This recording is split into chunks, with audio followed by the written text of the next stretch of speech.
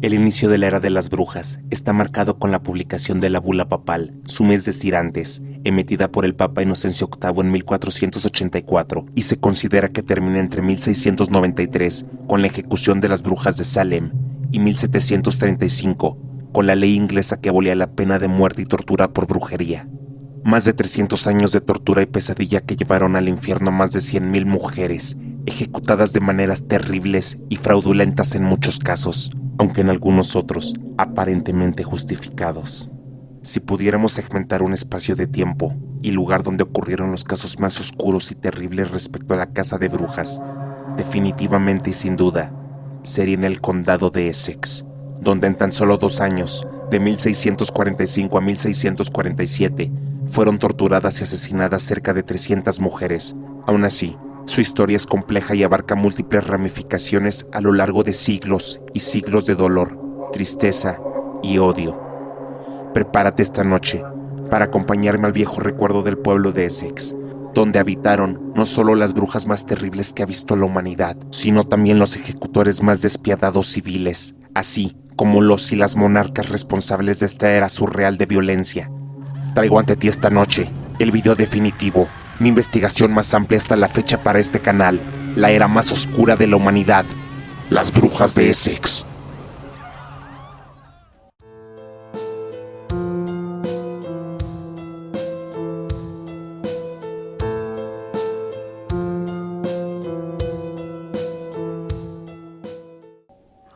Contexto histórico.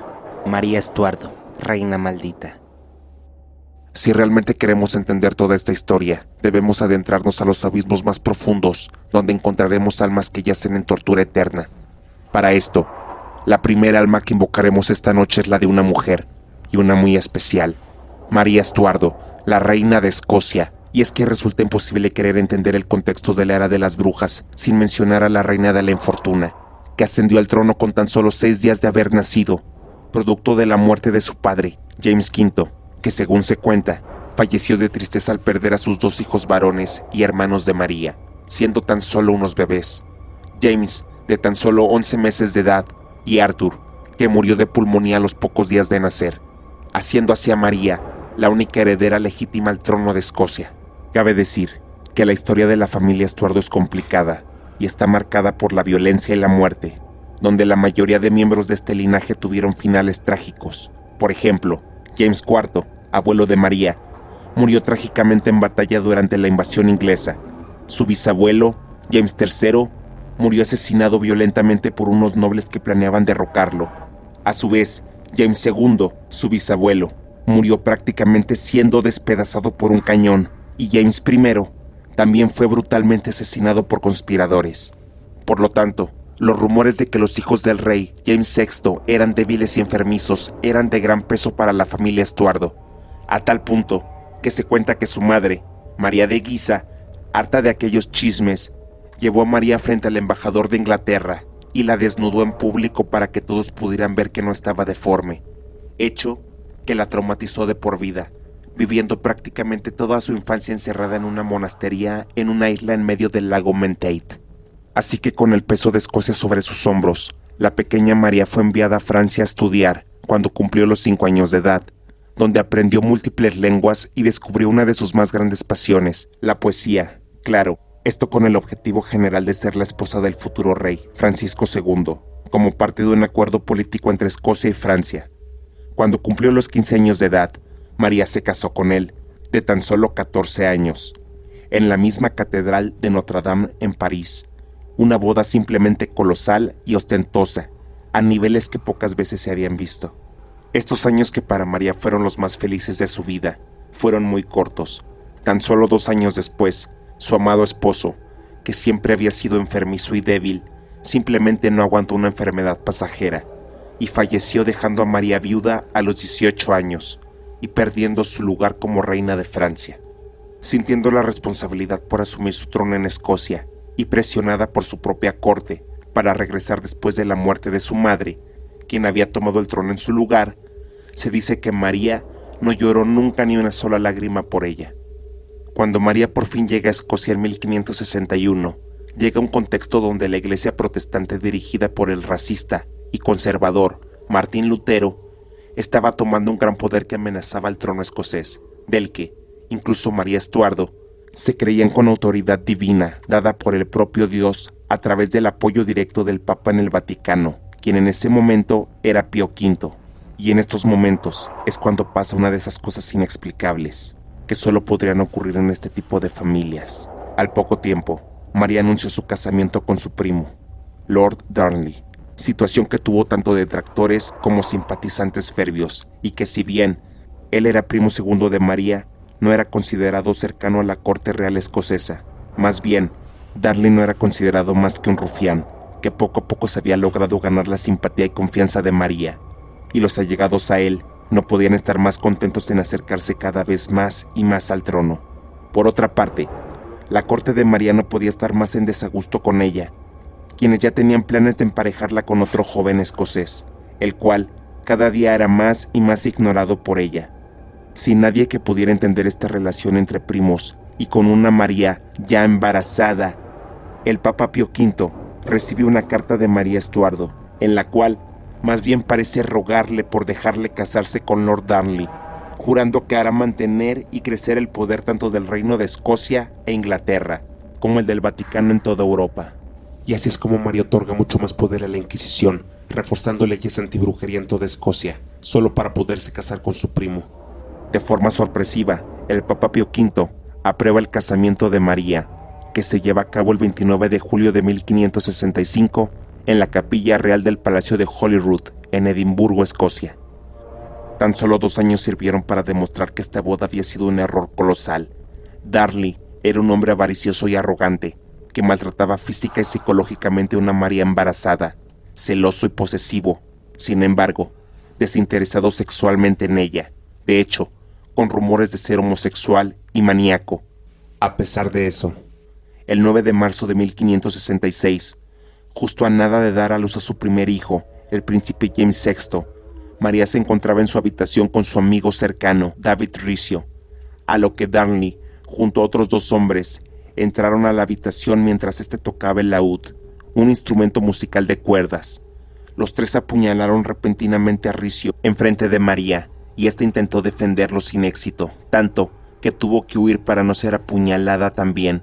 Claramente, la relación entre ellos no volvió a ser la misma, y con una María vulnerable y un Lord Darnley sediento de poder, sus problemas no tardaron en llegar a oído público, donde incluso se cree que María llegó a pedir su divorcio ante Pío V, siendo este negado completamente. Por lo que ese mismo abril de 1566 nace el primer hijo de María, James VI, reconciliando a la pareja por un tiempo, personaje que adquirirá gran importancia en nuestra historia, por cierto. Una noche de febrero de 1567, Darnley se encontraba en casa recuperándose de una enfermedad que parecía pasajera. Al llamar a una de sus sirvientas para traerle una bebida, se da cuenta de que nadie contesta, por lo que después de gritar, se decide a ponerse de pie. Sin embargo, no encuentra a nadie en esta propiedad, una casa de campo que tenía en las afueras de Edimburgo. Cuando se acerca a la salida, una explosión lo saca disparado hacia su jardín. Con una casa destruida y un olor intenso a pólvora, un milagrosamente Darnley, aún vivo, aunque convaleciente, se intenta levantar, solo para ser estrangulado por otro hombre. Y aunque no apareció dictado por un acta, dejo a tu interpretación el porqué en las imágenes de este asesinato, Darnley aparece desnudo mientras se cubre los genitales con las manos. A pesar de la época, el conde de Moray, regente de Escocia, logró reunir evidencia incriminatoria hacia un hombre, un tal conde de Bothwell, James Hepburn, un noble escocés de la propia corte de María Estuardo, quien se hizo allegada a ella después de la muerte de David Rizzio, y que, increíblemente, fue absuelto con apoyo de la propia María de Estuardo, la cual, más increíblemente aún, anunció su casamiento con él, aquel que había asesinado a su esposo, a tan solo 3 meses de la muerte de Lord Darnley. No eres el único que piensa eso. Toda la corte y nobleza acusaron directamente a María de haber asesinado a Darnley, que ya no eran pocos, y que de un día a otro eran sacados del poder, algo que no permitirían. Esta boda, a diferencia de las otras 2, fue pequeña y privada. Solamente un mes después de esto, con una María nuevamente embarazada, aunque no se sabe si de Darnley o Bothwell, la tensión a la que se sometió le causó un aborto repentino, dejando así a James VI como su único hijo. Bajo una situación psicológica algo delicada, María y el conde de Bothwell se enfrentaron a una oposición tanto de su propio pueblo como de sus allegados más cercanos, que creían que ya era suficiente de esta situación. No consideraron legítimo este casamiento, logrando expulsar a Bothwell de Escocia, a lo que se intentó refugiar en Dinamarca.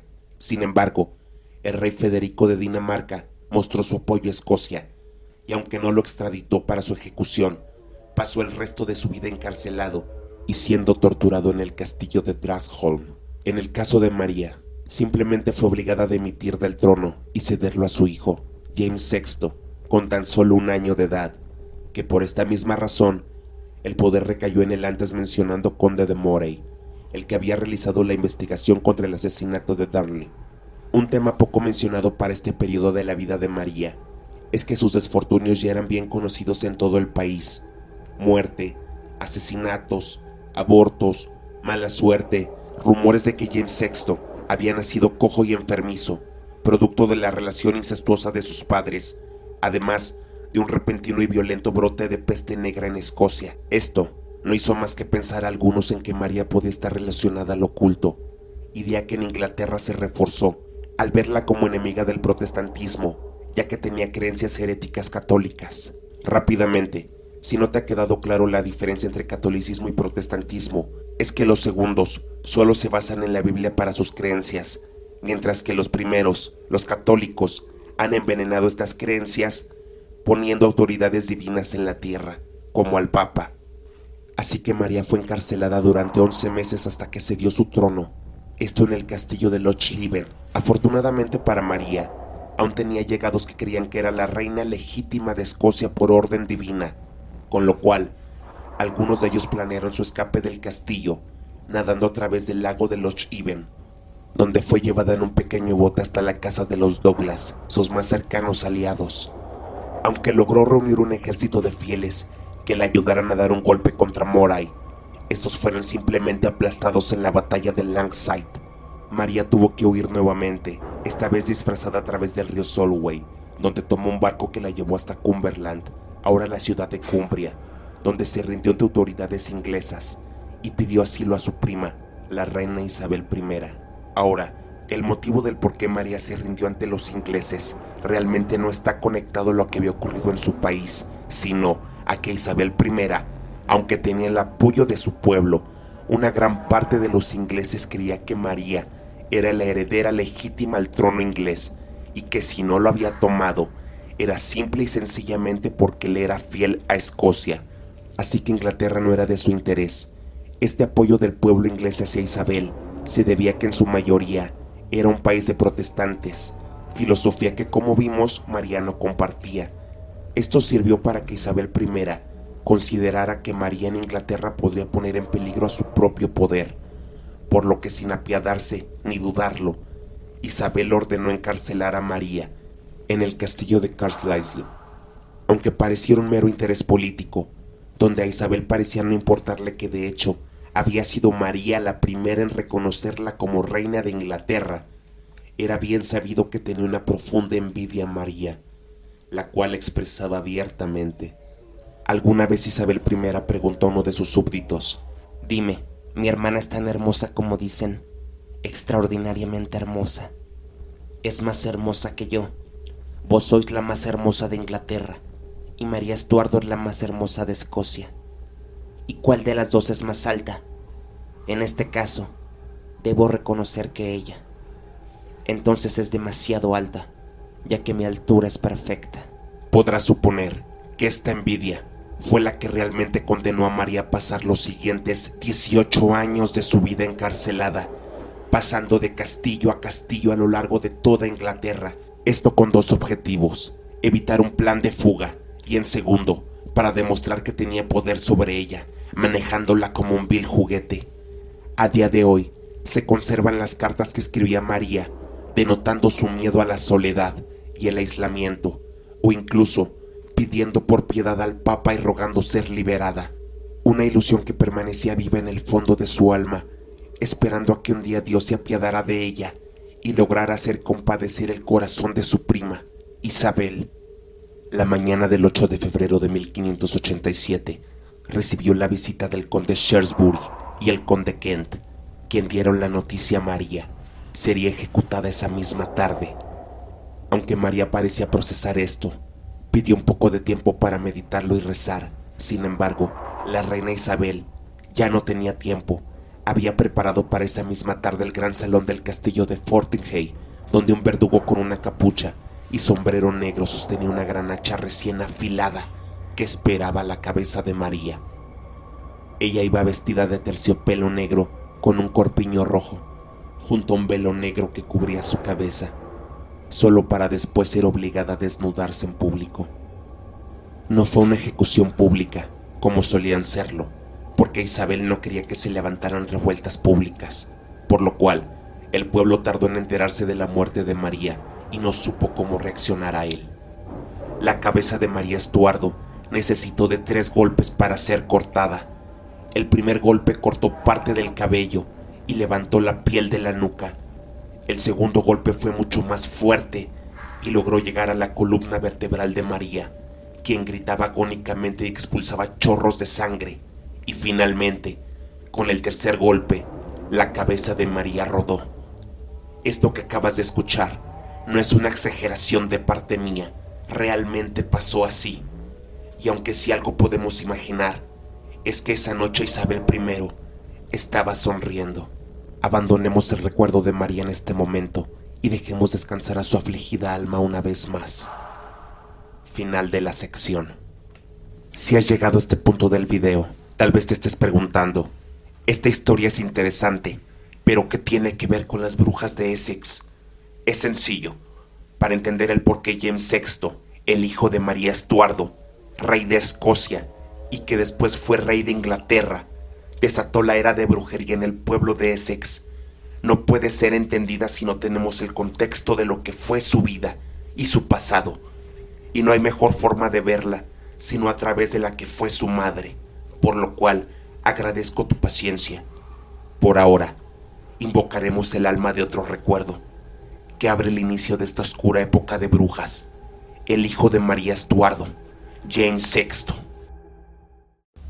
James VI, la Orden Divina. Sigamos descendiendo a través de este agujero infinito. Ahora, invoquemos a James VI.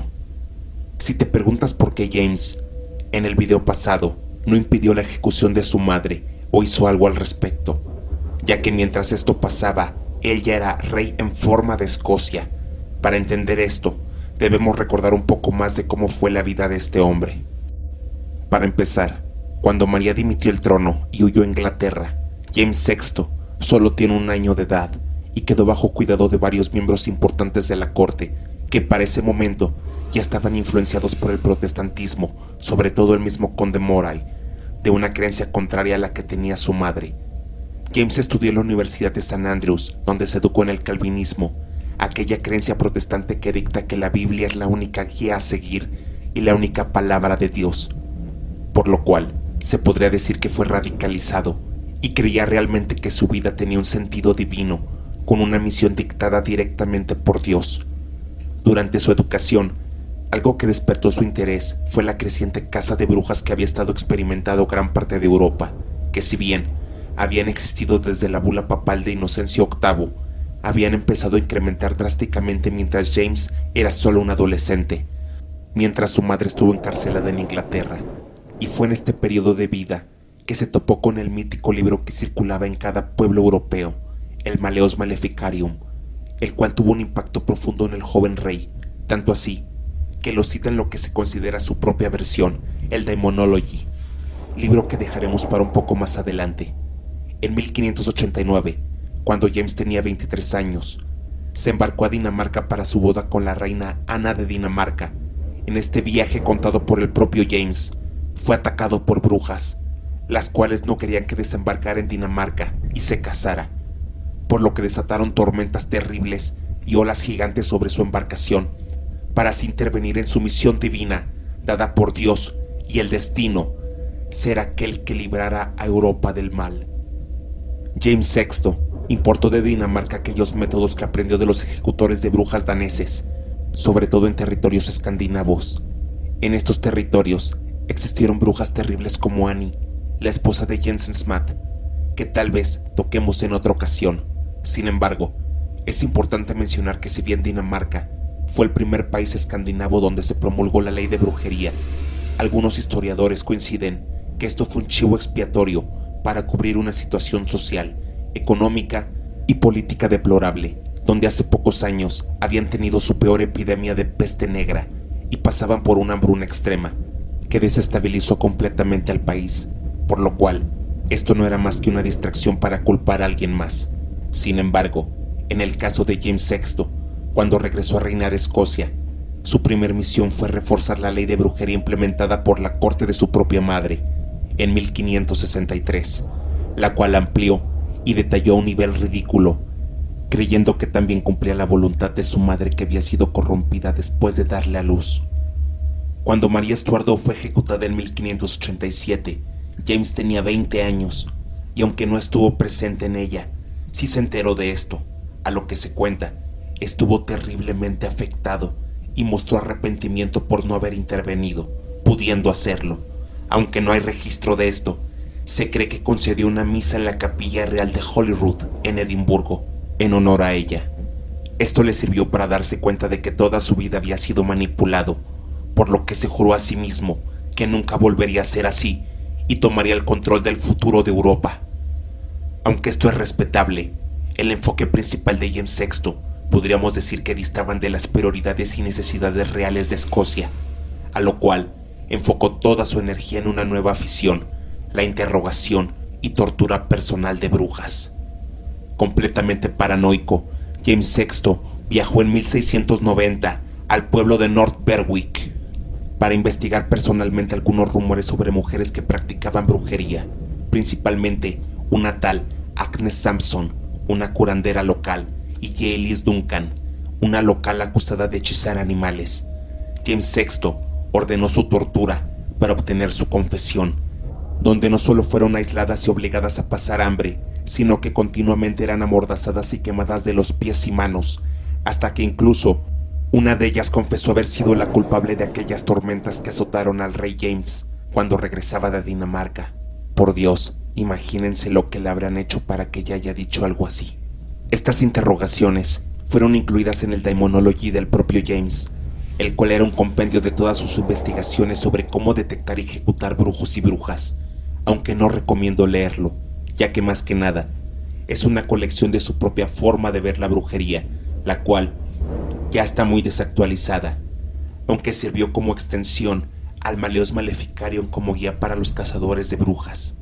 Era tal el enfoque de James para combatir la brujería, que olvidó algo importante. Solamente durante un año, de 1597 a 1598, la población escocesa se redujo en un 10% por un agresivo brote de peste bubónica o peste negra. La calidad de vida en las calles y ciudades principales de Escocia no eran de ningún interés para James, y pocas veces Escocia vivió en condiciones tan deplorables y de una higiene totalmente aberrante, inexistente. Los pobladores convivían directamente entre sus heces que vertían fuera de sus propias casas sin ningún tipo de sistema de drenaje, y que cuando algunas calles se inundaban, se ennegrecían todas las ciudades, creándose cultivos de gérmenes, encharcamientos putrefactos que les hacían llegar hasta los pies, lo cual en poco tiempo infestó Escocia con ratas negras que cargaban la bacteria Yersinia pestis, la causante de la peste negra bubónica. Esto sumado a que las personas durante ese tiempo desarrollaron la costumbre de tener a sus ganados dentro de casa para evitar que fueran embrujados, los hacían convivir directamente con su mierda. Falta de agua potable y vegetales, ingesta de carne contaminada y podrida, y una convivencia entre plagas de moscas causaron que esta situación no viera fin hasta casi 70 años después, en 1665. Esto fuera de hacer reaccionar a James, solo lo impulsó a continuar con una caza más agresiva de brujas, que eran la verdadera causa de este mal, según él. Entrando a 1600, es conveniente para este relato ubicar qué pasaba en ese momento con Isabel I, aquella que había sido la prima, principal enemiga de su madre y que la mandó a ejecutar. Se dice que cuando James VI nació e Isabel se enteró, mostró a sus súbditos enojo y preocupación, a los cuales les dijo: María acaba de ver nacido a su primer hijo, mientras yo, estéril como una piedra, moriré sin descendencia. Por lo que, aunque tenían una relación política cordial, ambos desconfiaban mutuamente, ya que Isabel sabía que James se convertiría inevitablemente en el rey de Inglaterra después de que ella muriera, lo que terminó ocurriendo en 1603, donde Isabel, la reina virgen, murió sola y sin amigos. No sé si es apropiado decirlo, pero se conserva un zapato de Isabel que donó en alguna ocasión, del cual se sabe medía lo mismo que el pie de un hombre de estatura entre normal y alto. James VI se coronó rey de Inglaterra el 25 de julio de 1603, unificando Escocia e Inglaterra bajo una sola monarquía. Durante su estancia en Inglaterra, James VI se enteró de algunos juicios que habían sucedido durante las últimas décadas, durante la época que su tía Isabel había gobernado, específicamente en la localidad de Chelmsford, en el condado de Essex. Tal impresión causaron estos casos en él, que tan solo un año después, en 1604, cambió la ley contra brujería reforzada por Isabel en 1563 y creada por Enrique VIII en 1542, con la diferencia de que esta actualización de él, James VI, permitía que, aunque no existiera una sola evidencia contundente, el individuo podría ser ejecutado si era dictaminado así por la autoridad, que era él. Así que, si bien la casa de brujas existía desde hace casi 400 años antes de que James rigiera Inglaterra, esto era algo casi exclusivo para los inquisidores mandados por la iglesia. Después de las leyes implementadas por James, esto pasaba a ser un tema del Estado, donde autoridades locales estaban obligadas a ejecutar a cualquiera que fuera sospechoso siquiera. Esa era la diferencia. Durante el reinado de James en Inglaterra, se tiene registro de aproximadamente 450 casos que fueron respaldados por él mismo, y así fue la vida de James hasta 1625, donde murió el 27 de marzo de 1625, y durante el reinado de su hijo, Carlos I, naturalmente desinteresado de las aficiones de su padre, por cierto, que si bien no paró la persecución de brujas, sí la redujo bastante. Así que ahora que entendemos el contexto en el que se desarrolla nuestra historia, podemos abandonar el alma de James VI y el último recuerdo de su madre, para adentrarnos a aquel lugar donde el dolor y la tortura fueron más grandes que en el propio infierno. Visitemos el recuerdo de aquellos habitantes del mítico pueblo de Essex. Bienvenido a Essex. Es difícil decir el por qué Essex fue el pueblo inglés donde se tuvieron la mayor cantidad de juicios en la historia de la brujería, además de la menor cantidad de tiempo, donde en sus calles, en menos de 100 años, se documentaron 545 juicios de este tipo, aunque obviamente existieron muchos más de los que nunca sabremos. Essex tiene 3 localidades históricamente importantes: Chelmsford, Colchester y Manningtree, todas ellas con paisajes pintorescos y hermosos, donde las colinas intensamente verdes se elevan en la distancia, ríos de celestiales azules y castillos muy antiguos. En la capital y principal centro religioso de Essex, que es Chelmsford, fue el primer lugar donde se llevaron a cabo los juicios de paz, que eran caravanas que visitaban los pueblos y hacían juicios en las parroquias locales. Estas cortes móviles existieron desde el siglo XII y no eran exclusivas de casos de brujería. Sin embargo, se volvieron especialmente temidas durante el reinado de James VI.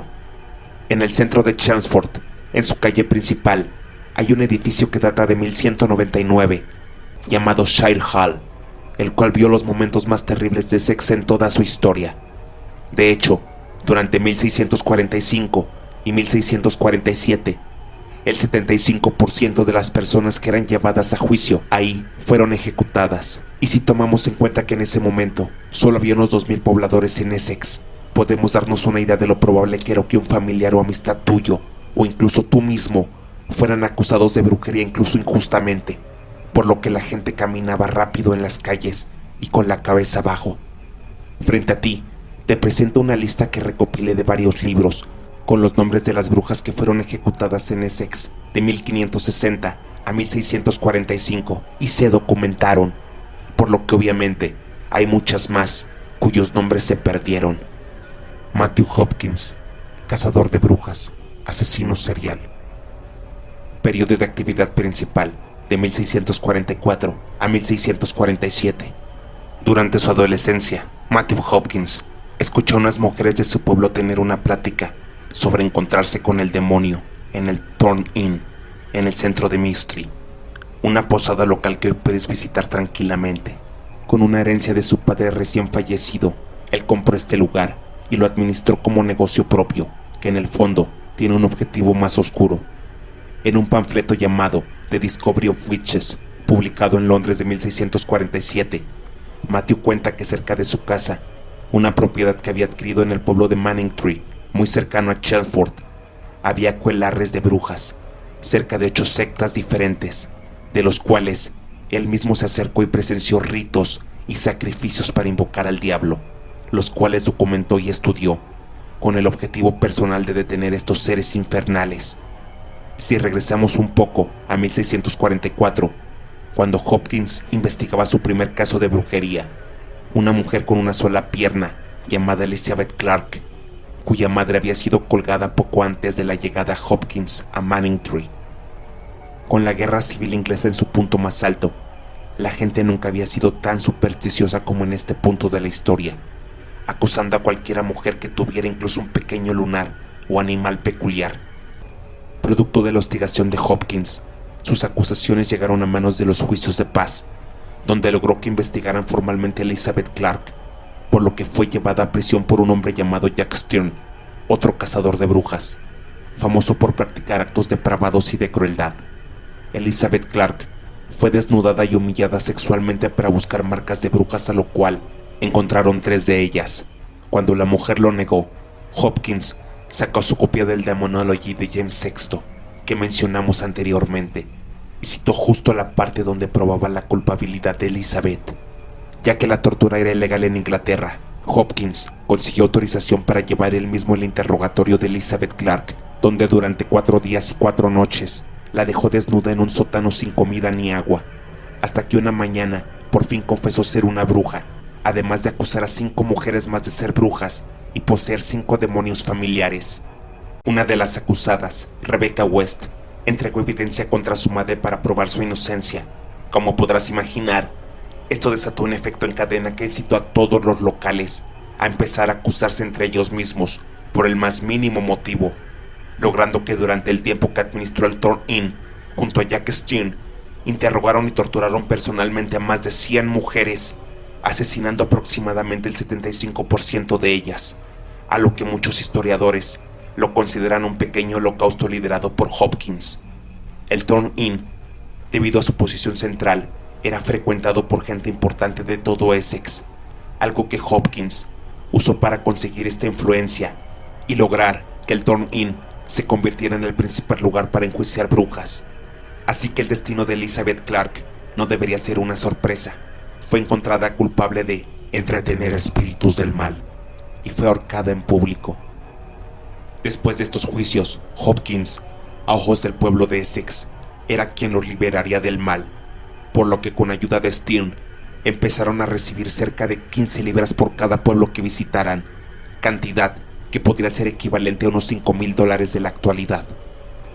Junto a una cuadrilla entera conformada por él, Stern, clérigos y otros habitantes de cada pueblo, se sabía que estaban haciendo un servicio público en beneficio a la población de Essex. Se cree que logró recolectar cerca de 1,000 libras equivalentes a unos $300,000 actuales, o unos 6 millones de pesos mexicanos, que invirtieron los habitantes de Essex por sus servicios, autoproclamado como Watchfind General, con una alegada comisión especial del Parlamento inglés, donde fue que realmente empezó el periodo más oscuro que conocemos en Essex. Hopkins ordenó que no solo los acusados fueran investigados, sino todos los habitantes de los pueblos que visitaba, para encontrar cualquier indicio del mal, del cual viajaba por todo Essex para encontrar la raíz del problema, el cual podríamos pensar decía ser alguna bruja suprema que estaba conjurando todo este mal. Consideraba aspectos tales como edad, sexo y estatus de soltero o casado, siendo considerada la soltería o el noviazgo sin casamiento un pecado. Una vez que eras acusado de brujería por Hopkins, todo el mundo, incluyendo tus familiares, se alejaban de ti. En primera instancia, Hopkins te obligaba a estar en aislamiento en prisión, te desnudaba, te golpeaba, te hacía pasar hambre y te prohibía dormir pinchándote o quemándote para despertarte. En ningún lado vas a verlo por obvias razones, pero creo que es obvio pensar que Hopkins abusaba sexualmente de ellas. Aunque de lo que sí tenemos constancia es que cuando los primeros métodos no funcionaban, se pasaba a la siguiente etapa, la tortura, ignorando por completo cualquier ley o consenso inglés ante la brujería. Su método favorito era el pricking, o por su traducción al español, el pinchazo. El pinchazo era una prueba dolorosa y agotadora que implicaba el uso de alfileres, agujas y punzones para perforar la piel y buscar zonas insensibles que no sangraran. Uno de los primeros métodos de tortura de Hopkins era el ahogamiento, en el que la acusada era atada y arrojada al agua. Si flotaba, se consideraba culpable. La idea se basaba en la creencia de que, como una bruja rechazaba el agua del bautismo, el elemento del agua también la rechazaría a ella y flotaría de manera antinatural. A medida que la reputación de Hopkins crecía, también lo hacía su ego, y unas 200 personas fueran encarceladas a la espera de juicio. Su nombre y su vestimenta de túnica y capa puritana, que se habían convertido en su seña de identidad, evocaba miedo entre la gente mientras continuaba con su malvado oficio. Pero sus acciones, codicia y crueldad estaban siendo notadas también en altos círculos, lo que llevó a la resistencia de jueces y autoridades locales.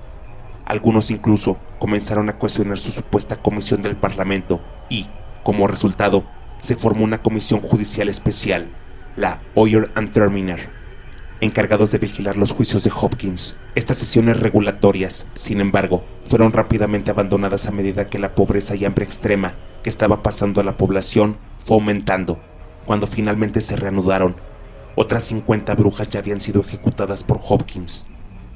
Cuando esto regresó, la reputación de Hopkins había pasado de ser considerado cazador de brujas a ser asesino serial, empezando a ser rechazado en diversos pueblos que ya no le permitían la entrada. Toda anciana con una cara arrugada, una frente surcada, un diente podrido, un ojo visco, una voz chirriante o una lengua mordaz, con un abrigo áspero sobre su espalda, un gorro en la cabeza, una rueca en la mano, un perro o un gato a su lado, no solo es sospecha, sino que se le pronuncia como una bruja. El problema de esta historia es que cuando estas acusaciones empezaron a tomar fuerza en el pueblo, Hopkins, sin dejar rastro, simplemente desapareció, aunque hay algunos documentos que citan que pudo de hecho ser colgado por algunos pobladores que sabían de su farsa. Otros citan que murió tranquilamente en su lugar de nacimiento el 12 de agosto de 1647. Hopkins asesinó y torturó impunemente a más de 300 mujeres a lo largo de todo Essex en un periodo de tan solo 2 años. Esto aparece en el libro A Confirmation and Discovery of Witchcraft, publicado en Londres en 1648. Ahora, si bien se documentó que torturas se ejercieron sobre aquellas personas, hay ciertos historiadores que dan por hecho que Hopkins no se limitó a pinchar y ahogar personas, sino que hizo gala de una amplia colección de torturas durante sus interrogatorios, que había obtenido del mismo Demonology de James VI. Aquí te presento las torturas que se creen fueron usadas por Hopkins contra muchas de las mujeres de Essex. The Skull's Bridle, o el muerde lenguas. Ten cuidado con la siguiente tortura, porque aunque a primera vista no parezca muy intimidante, debemos considerar varias cosas. La primera es que este dispositivo estaba principalmente diseñado para mujeres que apenas iban a enfrentar un juicio, no que estuvieran encarceladas como tal, y así eran mandadas a su casa, para que todo el mundo viera durante su juicio que estaban siendo acusadas de brujería, y que no usara su lengua para seducir o engañar a los ejecutores. Y si crees que a primera vista no es tan doloroso, te recuerdo que este dispositivo tiene una pequeña sobresaliente que se ajusta dentro de la boca y se asegura con un tornillo que atraviesa la lengua, y así podría quedar con este tipo de máscara hasta su muerte. El botín. Las piernas de la víctima se colocaban entre 2 tablones de madera y se ataban juntas con cuerdas. Entre las cuerdas, los torturadores colocaban cuñas que golpeaban violentamente contra un martillo pesado. Cada vez que se golpeaba una cuña, una parte aguda del hueso de la espinilla se astillaba. Los torturadores podían golpear al menos una docena de cuñas arriba y abajo de las piernas. Cuando se estiraban las botas, la carne estaba destruida y los fragmentos óseos se desintegraban, con algunas víctimas incluso derramando médula de sus piernas aplastadas. Los Pillwings. El Pillwings o Pilny Wings, tornillos de pulgar, era un tornillo simple que a veces se ajustaba con clavos salientes en las superficies interiores. Los pulgares o dedos de la víctima se colocaban en el tornillo y a medida que las mandíbulas se acercaban al girar ese gran tornillo, los dedos se aplastaban lentamente. Los clavos perforaban las camas de las uñas, causando aún más dolor. El tornillo del pulgar también se aplicaba para aplastar los dedos gordos de los pies y se usaba incluso en las orejas. Eshel. El sujeto se acuesta con las manos y los pies atados o encadenados a rodillos en uno o ambos extremos del marco de madera o metal.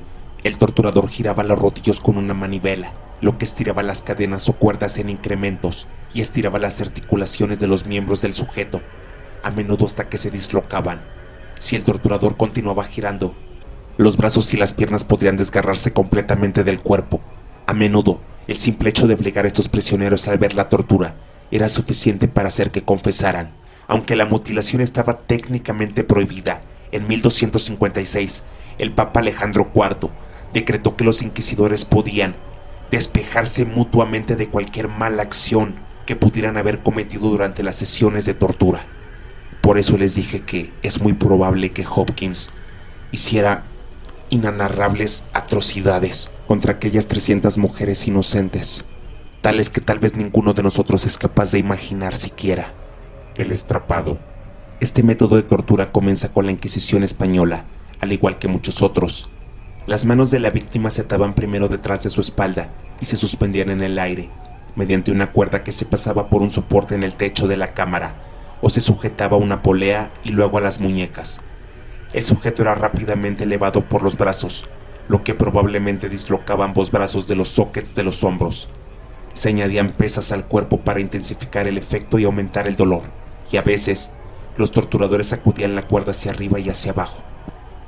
La silla de la bruja. Este infame instrumento de tortura contenía cientos de espinas y agujas que perforaban la piel de la acusada en todas partes donde tocaba la silla, causando una mayor penetración en la piel hasta los músculos.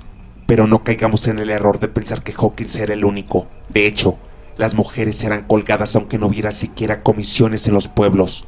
Por ejemplo, una mujer llamada Betty Potter fue capturada en su cabaña, violada y ahorcada en un árbol cercano a su casa. De hecho, se cree que en un famoso cruce inglés entre Straight Road y Box Road se aparece su fantasma, así que en todo momento los paisajes de Essex estaban adornados con mujeres colgadas.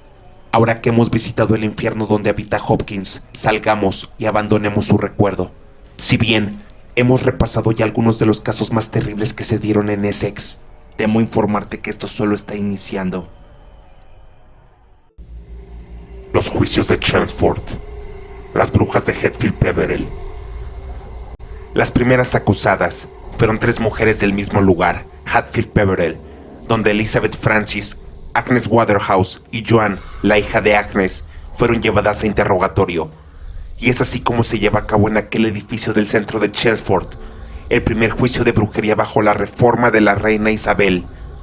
La primera persona acusada de brujería en ese lugar, en 1566, fue Elizabeth Francis, donde confesó tener un demonio familiar con el incriminador nombre Satanás, a quien daba la tarea de atacar a sus víctimas. Ella había dado este gato a una mujer llamada Agnes y a su hija, Joan, por lo que Elizabeth fue sentenciada a 1 año de prisión. Durante el tiempo que ella estuvo encarcelada, se llevaron a cabo los juicios contra Agnes y Joan, donde la segunda fue encontrada inocente, pero Agnes, a diferencia de Elizabeth Francis, fue colgada inmediatamente. Antes de que pasemos a Agnes, permíteme contarte que Elizabeth fue acusada 1 año después nuevamente, junto a otras mujeres, y esta vez todas fueron ejecutadas.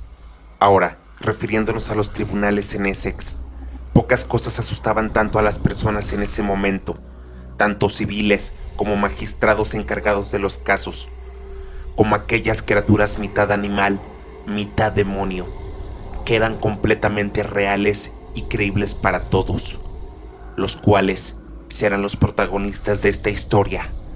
Si bien el libro que estamos usando para esta investigación nos cuenta la verdadera historia de Agnes. Este resumen es extraído de otro manuscrito aún más antiguo, llamado La examinación y confesión de ciertas brujas de Chelmsford en el condado de Essex, ante los jueces de su majestad, el día 26 de julio del año 1556. Y si queremos entender la verdadera historia de Agnes, no hay forma de evitar este importante documento histórico. Permite que te diga que la versión original de este pequeño libro está escrita en inglés antiguo, una variación del inglés que se hablaba durante la época medieval, y si bien, teniéndole paciencia, no es imposible de entender, se vuelve algo difícil de interpretar para nosotros, que el inglés no es nuestra lengua madre. Es por esto que en la descripción de este video te comparto un archivo donde podrás encontrar una traducción completa que hice para ti de este escrito, en caso de que estés interesado en saber más sobre este fascinante tema. Aunque no es una traducción perfecta, me parece que es entendible y congruente de la forma que lo escribí. Espero te pueda ser útil.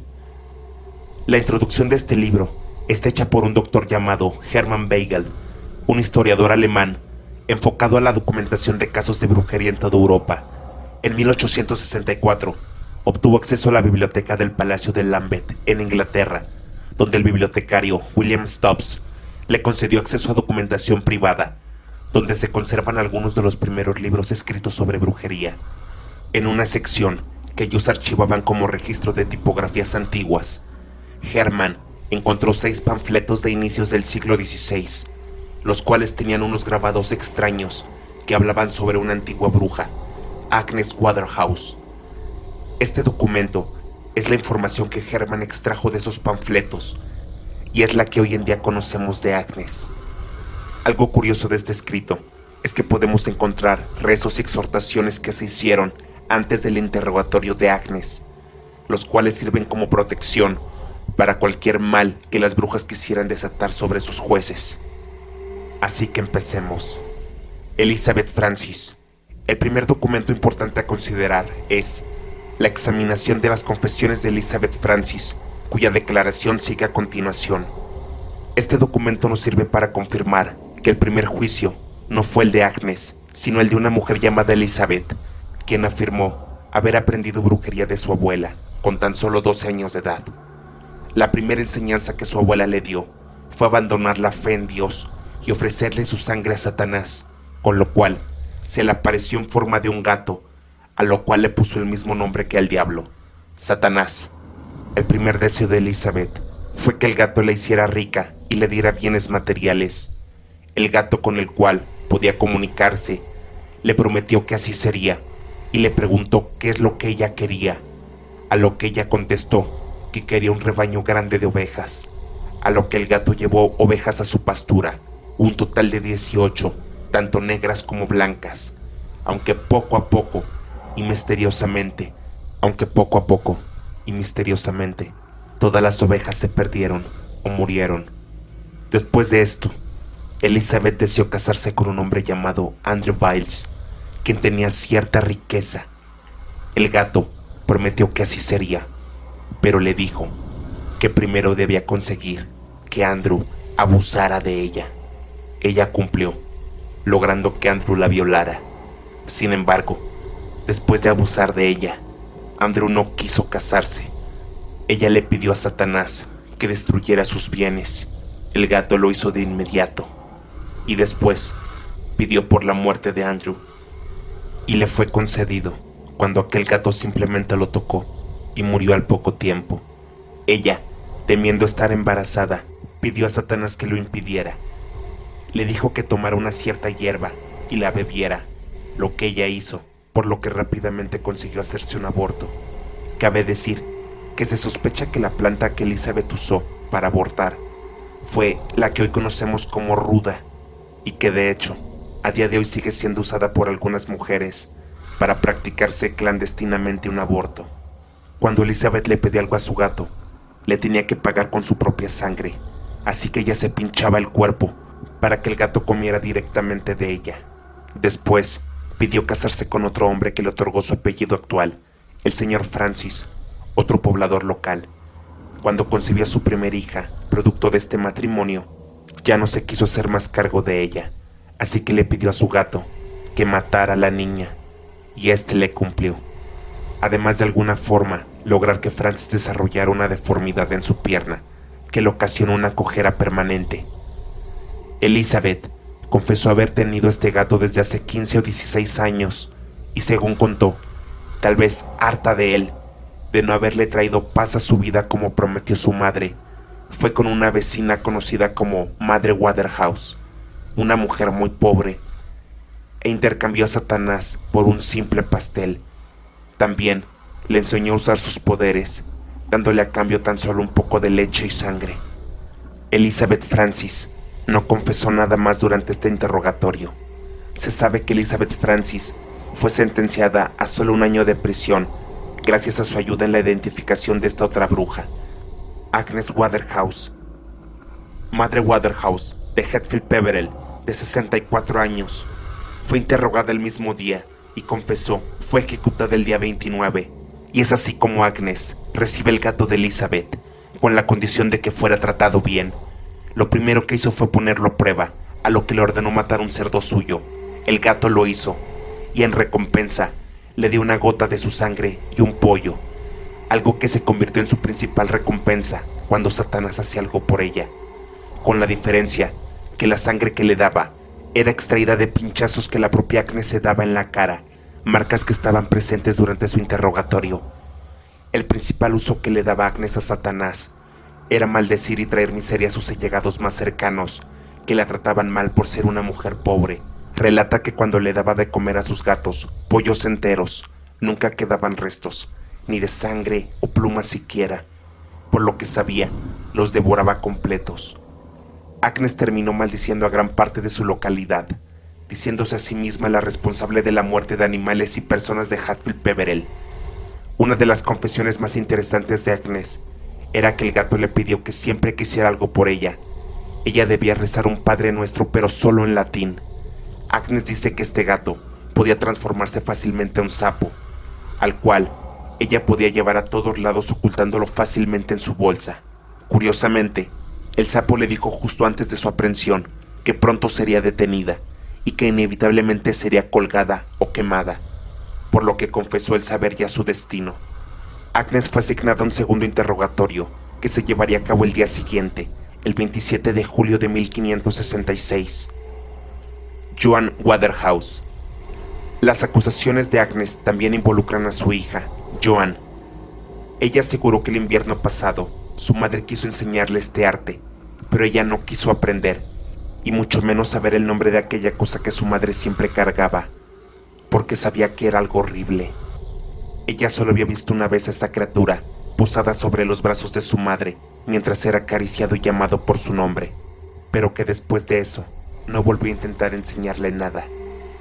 Cuenta que justo antes de ser apresada, cuando su madre Agnes había viajado a Brackstead, la había dejado sola en casa, sin comida durante varios días, a lo que fue con una niña que era vecina suya y le pidió un pedazo de pan o queso, cualquier cosa, pero que se negó, y le aventaron apenas algunas moronas, por lo que al regresar a su casa, triste y molesta, notó que de hecho, aquella bestia había aparecido en un cofre que salió debajo de la cama de Agnes, pero que esta vez estaba tomando la forma de un gran perro negro, y le preguntó a Joan qué deseaba. Joan estaba aterrada. Sin embargo, le confesó a aquella criatura de su situación y le pidió que en venganza asustara a la niña. Cuando el perro le preguntó de vuelta qué le daría a cambio, ella le ofreció un gallo rojo, pero él se negó y le dijo que quería su cuerpo y su alma.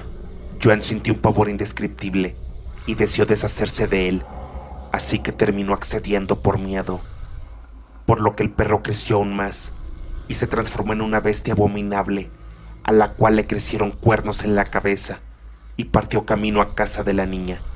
Y efectivamente, después esta niña, la vecina de Joan, declaró que una bestia se le estaba apareciendo constantemente para atormentarla, y que nunca la ha dejado de visitar desde que conoció a Joan. Joan confesó también que después de esto, su madre no había podido invocar a la criatura nuevamente. Joan Waterhouse fue encontrada inocente y fue absuelta, algo que no entiendo la verdad. Agnes Waterhouse, segunda confesión. Segundo examen y confesión de la madre Agnes y su hija Joan sobre su acusación, con las preguntas y respuestas de Agnes Brownie, la niña que está siendo atormentada por el espíritu en el presente. Durante la segunda confesión de Agnes, dijo ser culpable del asesinato de otro hombre, además de escuchar las acusaciones hechas hacia su hija Joan, pudiendo concluir que Agnes era consciente de aquella situación entre su hija y la otra niña, agregando que la vecina se negó a darle leche, ya que no tenía la llave donde sus padres la guardaban. Podemos pensar que durante este juicio, Agnes Brown fue llamada a declarar personalmente ante los jueces y Agnes. Ella explicó que en un día determinado, como ella nombró, estaba preparando manteca cuando apareció algo parecido a un perro negro con cara de mono, una cola corta, una cadena, una pequeña campana de plata alrededor del cuello y un par de cuernos en la cabeza. Aquella niña dijo que en el hocico el perro tenía la llave de la alacena donde guardaban la leche, que ella nunca había sentido tanto miedo como de aquella sugestiva invitación para acercarse a tomarla directo de su hocico. El perro entró tranquilo a su casa y de hecho se recostó en alguna esquina y ella se atrevió a preguntarle qué quería, a lo que el perro le contestó que quería manteca. Ella le dijo que no tenía manteca para él, pero él dijo que necesitaba que le diera. El perro se paró y logró meter la llave en la cerradura de aquella alacena y abrió la puerta, pero ella dijo que no debía tener nada, pero él dejó la llave dentro, sobre un queso nuevo y fresco que la niña sabía antes no estaba ahí, además de dejarle más manteca que parecía había sido minuciosamente preparada. Después de esto, la bestia simplemente se fue y ella corrió a llamarle al sacerdote llorando. Se dedicaron a bendecir el lugar. Sin embargo, poco sirvió, ya que aquella criatura estuvo visitando regularmente a la niña durante los siguientes días, llevándole siempre comida a su casa, sin entender por qué lo hacía. Una noche, la bestia apareció con un gran cuchillo en su boca, diciéndole que lo usaría para clavárselo en el pecho, si no moría por comer la comida que le había dado. La niña le preguntó quién era su dama, su dueña, y él asintió con la cabeza hacia la casa de la madre Waterhouse. El abogado de la reina se dirigió a Agnes, preguntándole qué tenía que decir al respecto. Agnes preguntó qué cuchillo era, y la niña dijo que era una daga, a lo que ella negó tener un cuchillo así. Negociaron con Agnes y le dijeron que si llamaba al demonio, la liberarían inmediatamente, pero ella se negó y dijo que después de lo que pasó con Joan, no han podido invocarlo nuevamente, a lo que el jurado se tuvo que reunir para discutir el asunto. Agnes Waterhouse, última confesión. El fin y la última confesión de la madre Waterhouse, en su muerte, el 29 de julio del año 1566. Al estar debidamente preparada para recibir su muerte, confesó sinceramente que había sido una bruja y que había utilizado tales artes mágicas oscuras durante 15 años y que había cometido muchos actos abominables, de los cuales se arrepentía sinceramente y de manera genuina, además de hacer un sacrilegio al Padre Nuestro al rezarlo solo en latín, como le había ordenado el demonio. Por estos y otros muchos delitos que ella había cometido, hecho y confesado, se lamentó, se arrepintió y pidió misericordia a Dios y perdón a todo el mundo. Así entregó su alma, confiando en estar en la gloria con Cristo, su Salvador, quien la había redimido con su más preciosa sangre. Amén. Y esto es todo lo que sabemos de Agnes, que fue colgada ese mismo día. Para terminar con esta historia de los primeros juicios de Chelmsford, durante el tiempo que Elizabeth Francis estuvo encarcelada, fue nuevamente acusada junto a múltiples otras mujeres, a lo que esta vez inevitablemente fue colgada. Abandonemos el alma de estas dos mujeres que se encuentran en tortura eterna. Pero dime, ¿quién crees que fue peor? ¿Agnes o Elizabeth? Personalmente, creo que Elizabeth. Después de los primeros juicios de Chelmsford, una ola de sangre inundó las calles de ahí, donde prácticamente todos los días una o más mujeres eran ejecutadas públicamente. Por ejemplo, el tercer juicio de Chelmsford, después de la muerte de Elizabeth Francis, 3 mujeres fueron colgadas el mismo día. Curiosamente, las 3 del mismo nombre, Joan, quienes eran una madre y sus 2 hijas. Aunque se tiene perfecto conocimiento que el único pecado que sus hijas cometieron y las llevaron a ser torturadas y colgadas fue tener 2 hijos ilegítimos. Antes de terminar este largo viaje, hagamos una última parada para reencontrarnos con aquella bruja que en todo Essex fue la que más terror infundió en toda su historia, Ursula Kemp. Saint Osyth. Si has escuchado alguna vez de Agnes Waterhouse, es porque seguramente has tenido interés en el tema de la brujería, por lo cual es muy probable que conozcas un famoso caso respecto a esto, nuestra última parada. Aquel interesante video de una bruja tomando posesión de una reportera, deformando su rostro, que según se cree, Ursula Kemp se personificó en ella, en carne. Es bien sabido que para la casa de brujas no había distinción entre magia blanca y negra. Toda práctica ocultista era considerada crimen capital y que algunos grandes brujos blancos lograron salvarse de ser ejecutados, como el gran George Pickingill, que dicen vivió 105 años, algo completamente increíble para la época, que por propia presión del pueblo no permitieron que fuera enjuiciado, aunque otras hechiceras que se dedicaban a lo mismo no corrieron con tanta suerte. Ursula Kemp. Un día, David Torlow, un niño del pueblo de Saint Osyth, fue extrañamente embrujado y gravemente atormentado, a quien le habían torcido la espalda. El niño fue posteriormente visitado por Ursula Kemp, quien intentó un contrahechizo y que, según cuentan, consiguió liberarlo de su maldición después de varias sesiones.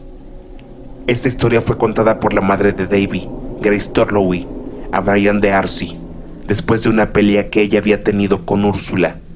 Kemp era una mujer empobrecida que se ganaba la vida como niñera y partera. Tenía una reputación de mujer astuta y sabía perfectamente el contrahechizo de muchos maleficios, además de ser ampliamente buscada por madres jóvenes que buscaban su asesoría con gran demanda. Su desgracia llegó después de atender a Davy, que ofreció sus servicios como niñera para la hermana de Davy, una pequeña niña de tan solo pocos meses. Pero su propuesta fue rechazada y al poco tiempo, la pequeña niña cayó de su cuna rompiéndose el cuello, acusando a Úrsula informalmente, empezando a hacer un rumor en las calles.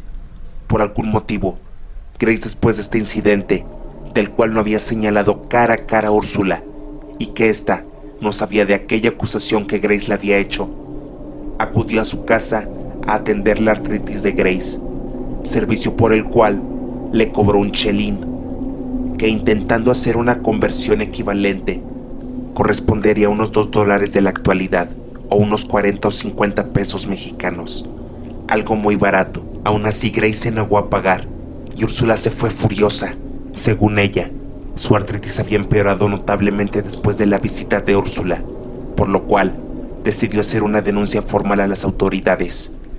Grace persuadió al hijo de 8 años de Úrsula, Thomas, para que testificara sobre las actividades de su madre como bruja, lográndolo. A Kemp se le ofreció benevolencia si confesaba su culpa, y ella aceptó, confirmando los relatos de su hijo. El niño contó que su madre poseía 4 demonios familiares, 2 gatos, un sapo y un cordero. Úrsula afirmó que los alimentaba con su propia sangre. Confesó que su gato, Jack, había causado la muerte de su cuñada y el cordero había matado a la bebé de los Torlowy.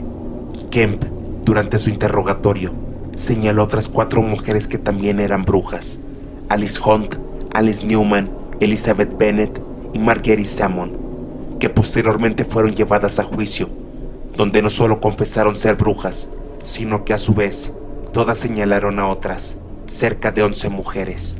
Podría extenderme en cómo estas acusaciones terminaron por convertir a Saint Osyth en un infierno, con ejecuciones brutales y consecuentes a plena luz del día, y que durante la noche se decía que los propios demonios gritaban, y como a partir de estos, otros fueron subsecuentemente acusados por un gran efecto cadena, todo a partir del caso de Úrsula.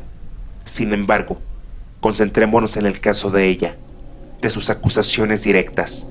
Una de estas, de las que salieron directo de la boca de Kemp, señalaba a una tal Elizabeth Bennet, quien poseía 2 demonios, un perro llamado Sucking o Chupada y otro extraño perro de color rojo llamado Liert, demonios que había usado para asesinar a otros vecinos, incluyendo niños y mujeres, entre ellas a una mujer que había besado, y ésta se le hinchó la cara, se le hundieron los ojos y desde entonces no se ha recuperado. Así que esta mujer fue llevada a juicio también. Entre lágrimas, confesó que aquella mujer que había hechizado junto a su esposo habían discutido con ella por un tema de su ganado, a lo que todos sus animales terminaron muriendo por alguna enfermedad.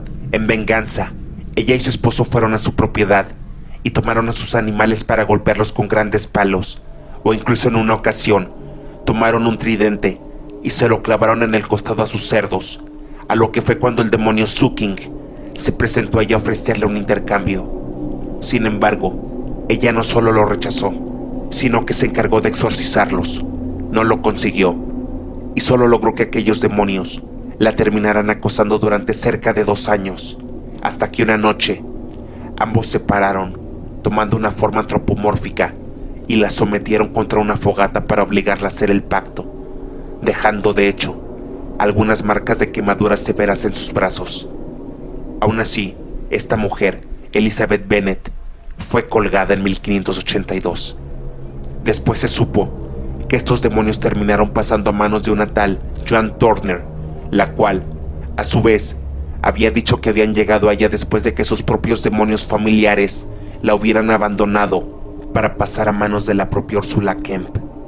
De los relatos que se relacionan a los juicios de Úrsula, incluyen desde incesto, donde un chico acusó a su propia madre de meterse a su cama desnuda y lo obligaba a fornicarla, o a un hombre que habían logrado deformar gravemente del rostro, torciéndole la boca tanto que ésta llegaba casi a la parte superior de su mejilla, o incluso asesinatos múltiples y violaciones de infantes.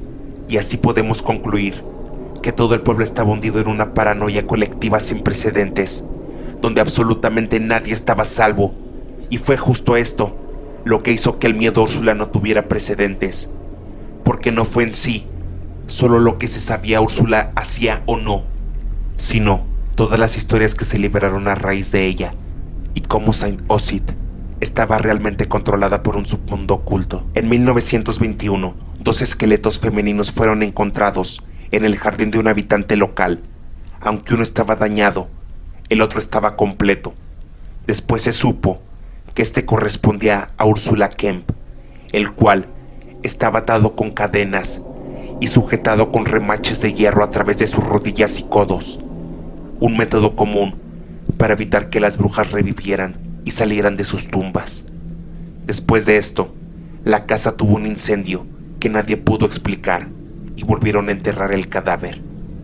Este miedo a las brujas, aun después de su muerte, fue tan real en Osyth y en todo Essex, que se encuentran tumbas de algunas conocidas brujas que los propios pobladores sellaron o cubrieron de rejas metálicas fuertemente soldadas para evitar que salieran o alguna otra bruja quisiera sacar su cadáver para usarlos en ritos aún más oscuros. Si quieres una última imagen para tener una mínima idea de lo que fue vivir en esta época en Essex, donde más mujeres fueron asesinadas y torturadas que en toda Inglaterra, observa la siguiente. La tumba de Sarah Wrench, también en Saint Osyth, que se sospecha fue quemada a los tan solo 15 años de edad. Pero la noche ha concluido y debemos dejar nuevamente el espíritu de nuestra última huésped. Sé que este viaje ha sido largo. Agradezco que me hayas acompañado y nos hayamos cuidado mutuamente para no ser sugestionados ni maldecidos por el viejo recuerdo del condado de Essex. La historia de la brujería es vasta y compleja, y no hemos rozado ni siquiera su superficie. Tal vez, con tu apoyo podamos en algún momento llegar a los abismos más profundos. Por eso, déjame saber en los comentarios tu opinión y aportaciones. Actualmente, estamos en una etapa del canal donde puedo darme el lujo de ver y contestar todos tus mensajes. y agradezco profundamente el apoyo que me han dado, alcanzando nuestro último video más de 18,000 visitas y creciendo casi un 400% de suscriptores, por lo cual considera este video o videos un regalo de mi parte. Espero que tengas una excelente noche y no olvides cerrar tu ventana antes de dormir. Nos vemos muy pronto.